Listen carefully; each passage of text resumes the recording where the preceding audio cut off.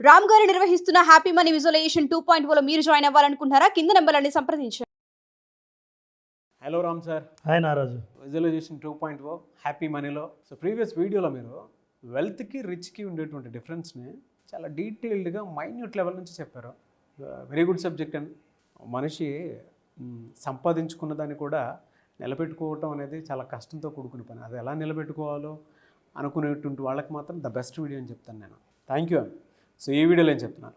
నారాజు, మనం మనీ అనేసరికి మనిషి రకరకాలుగా ఆలోచిస్తుంటాడు. ఇద్దరూ ఒకేలాగా ఆలోచించరు. అసలు మనీ మైండ్స్ ఏంటో ఇవాళ తెలుసుకుందాం. షూర్. ప్రపంచ దేశాలన్నింటిలోనూ జపాన్ చాలా డిసిప్లిన్ దేశం.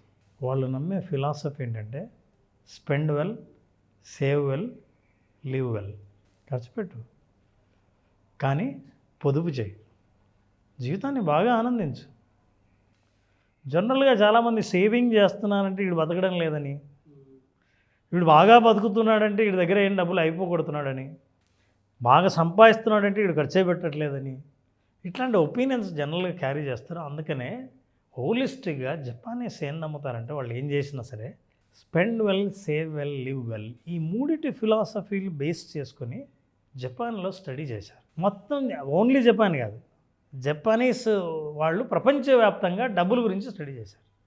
అసలు మనీ మైండ్స్ ఎట్లా ఉంటాయి, మైండ్లో ఎలా ఆలోచిస్తారు మనీ గురించి, ఆ ఆలోచన కారణాలు ఏంటి, అట్లా ఆలోచన చేసినప్పుడు వాళ్ళు what they felt is that 3 types of money minds ఉన్నాయి. వీటిని మైండ్ సెట్స్ అంటాం.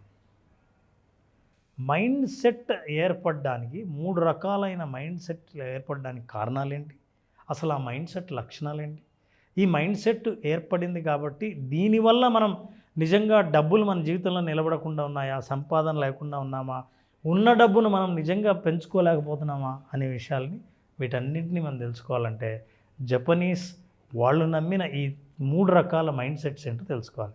మొట్టమొదటి మైండ్ సెట్ నారాజు కంట్రోల్ టైప్. వీళ్ళు కంట్రోల్ చేయాలనుకుంటారు. ఏం కంట్రోల్ చేయాలనుకుంటారు? యాక్చువల్గా మనీ అంటూనే వీళ్ళకి లైఫ్లో కొన్ని అనుభవాలు ఉంటాయి చిన్నప్పటి నుంచి. ఈ అనుభవాల వల్ల ఏంటంటే మనీ అంటూనే ఆ అనుభవము ఎమోషనల్గా మారిపోతారు. చూడండి, ఎంతమందికి అనుభవం లేదు. మనం మామూలుగా ఉంటాం, ఏం సుబ్రావు బాగున్నా, మీరు బాగున్నా, చాలా రోజులు లేదు సార్, మీ దగ్గర ఏమో ల్యాక్ అప్పు ఉంటే అడుగుదామని వచ్చాను. ఫేస్ మారిపోయింది. అడుగుతూనే వెంటనే ఇన్నాళ్ళు సుబ్రావు మీద ఉన్న అభిప్రాయం మారిపోయింది. నీ రియాక్షన్ చూస్తూనే సుబ్రావుకు నీ మీద ఉన్న అభిప్రాయం పోయింది. మనకు లైఫ్లో ఉన్న అనుభవాలు మన అప్రోచ్ని, మన మైండ్ సెట్ని, పీపుల్ని ఎట్లా ఆలోచిస్తాయి అన్నది. ఈ కంట్రోల్ టైప్ ఎలా తయారయ్యారు, what do they believe, what is control for them అంటే చిన్నప్పటి నుంచి వాళ్ళు పొందాలనుకున్నవన్నీ డబ్బు వల్లే నేను పొందలేకపోయాను అన్న నమ్మకాలు ఏర్పాటు చేసుకుంటారు. మా ఇంట్లో డబ్బు లేదు, అరే నేను సైకిల్ కొందాం అనుకున్నా, సైకిల్ కొనిచ్చేవాళ్ళు లేదు. మా ఇంట్లో బొమ్మలు కొనుక్కున్నాం అనుకున్నా, ఎప్పుడు పక్కింట్లో కీ ఇచ్చే బొమ్మలు ఉండేవి, నేనైతే దూరం నుంచి చూడాల్సి వచ్చేది. మా ఇంట్లో డబ్బులే లేవు. నా ఎమోషన్ ఏంటంటే డబ్బులు అన్నది ఎప్పుడైనా సరే డబ్బులు వస్తే దాన్ని వదలకూడదు. మా ఇంట్లో డబ్బులు లేకే నేను ఏమీ అనుభవించలేకపోయినా, ఇంకా నా ఫ్యూచర్ అలా ఉండకూడదు అని వాళ్ళకున్న ఎమోషన్స్తో నాకు డబ్బులు లేవన్న ఫీలింగ్ రాకుండా ఉండడం కోసం దే డూ డిఫరెంట్ థింగ్స్. ఎట్లా చేస్తారు? By controlling their environment. వాళ్ళ చుట్టూ ఉన్న వాతావరణాన్ని కంట్రోల్ చేస్తూ they hope they can control their feelings.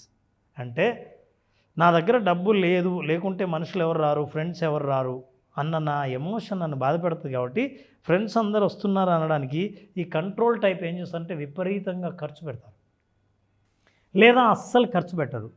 వాళ్ళ ఎమోషన్స్ దేంతో అయితే ఎలా అయితే ఏర్పడ్డాయో చిన్నప్పటి నుంచి, డబ్బు అంటూనే నాకు కలిగే ఫీలింగ్ ఎట్లా ఉందో ఆ ఫీలింగ్ నుంచి నేను దూరం అవ్వడానికి, ముఖ్యంగా నెగిటివ్ ఫీలింగ్ నుంచి దూరం అవ్వడానికి వాళ్ళు డబ్బుని సాధనంగా వాడుకొని వాళ్ళు ఖర్చు పెడతారు.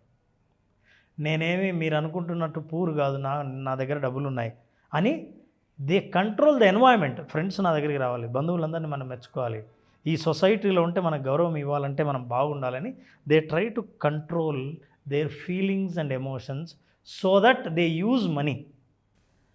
ఈ కంట్రోలింగ్ టైప్ వాళ్ళు పెట్టే ఖర్చు వాళ్ళ ఎమోషన్స్ని సాటిస్ఫై చేయడం కోసమే ఖర్చు పెడతారు అని అన్నారు. అది first type, they are controlling type according to Japanese. Second is indifferent type. వీళ్ళకు డబ్బులు అవసరం లేదు నారాజు. అవసరం లేదంటే డబ్బుల గురించి మాట్లాడు. ఆల్మోస్ట్ లైక్ డబ్బుతో సంబంధం లేని జీవితాలు గడుపుతుంటారు. నువ్వు అంటుంటావు ఏంటి డబ్బుతో సంబంధం లేదని.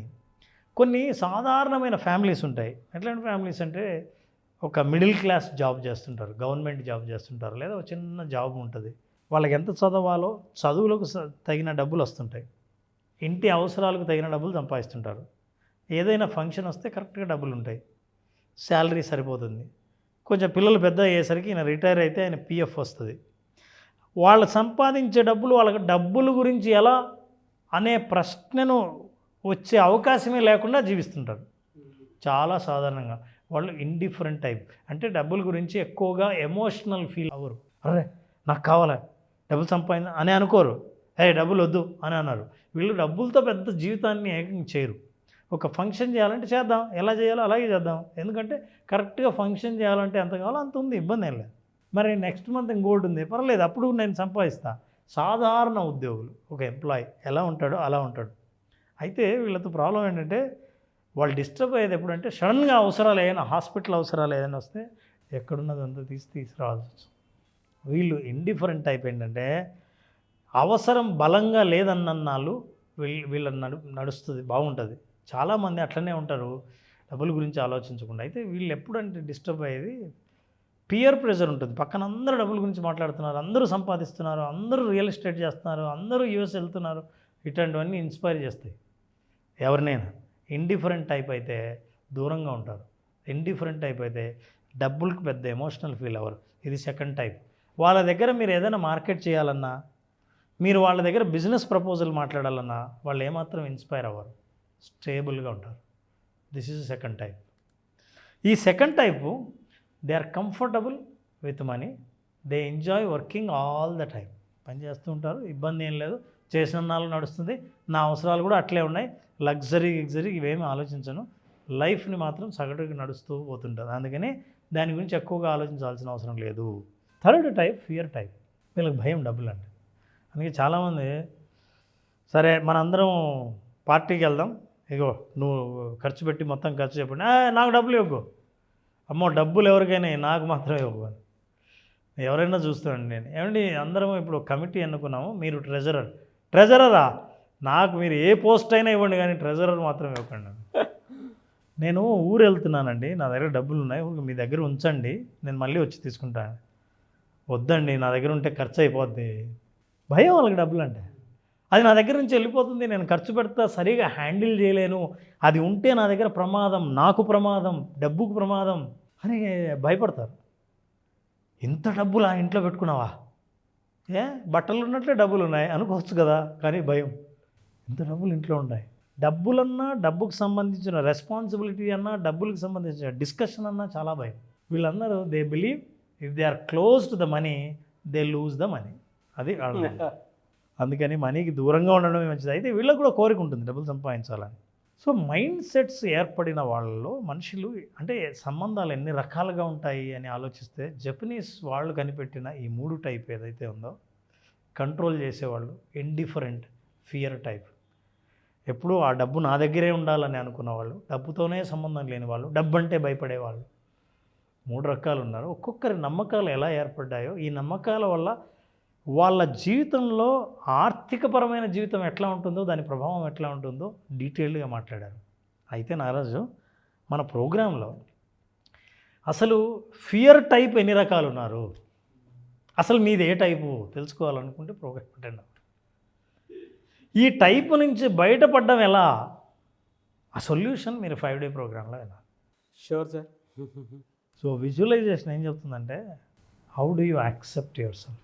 మీరు ఏదైనా కానీ మీరు యాక్సెప్ట్ చేసినప్పుడు, అవును నేను ఇలా ఉంటాను అన్నప్పుడు వేరు, నేను ఇలా ఉండకూడదే, అలా ఉండాల్సిందే అని అనుకున్నప్పుడు ఉన్న భయం వేరు. So visualization will help people to accept themselves as it is. అందులో ఇందాక చెప్పిన మనీ ఫియర్ అంటే చూసారా, ఏదైనా చేస్తాను కానీ అది నాకు కూడా ఉంది సార్. ఇది మనకు చెడ్డ పేరు తెస్తుందన్న భయం కూడా ఉంటుంది. నాకు అదే ఎక్కువ ఉంటుంది. ఈవెన్ నాకు చిన్నప్పటి నుంచి అదే అలవాటు. దగ్గర పెట్టుకున్నాను. ఈ రోజుకి మీరు ఎప్పుడన్నా అబ్జర్వ్ చేస్తే కనీసం ఒక పర్స్ కానీ, బయటికి వెళ్ళినప్పుడు ఇది కానీ ఎప్పుడు కనిపించుండదు మీకు. నీకు అదృష్టం నారాజు, నీ కోసం ఖర్చు పెట్టేవాళ్ళు నీ చుట్టూ ఉంటారు, అందుకని నువ్వు ఖర్చు పెట్టే. అలాంటి వాళ్ళు ఎక్కువ తయారవ్వాలని కోరుకుంటాను సార్, ఇంకా రావాలని. I strongly wish. ఎప్పుడు సార్ మళ్ళీ క్లాస్ ఎప్పుడు ఉండే అవకాశం ఉంటుంది? నారాజు విజువలైజేషన్, పర్టికులర్లీ విజువలైజేషన్ 2.0 అని మనం హ్యాపీ మనీ పేరుతో విజువలైజేషన్ ప్రోగ్రామ్ చేస్తున్నాం. ఈ programme 16th June 16th start అవుతుంది.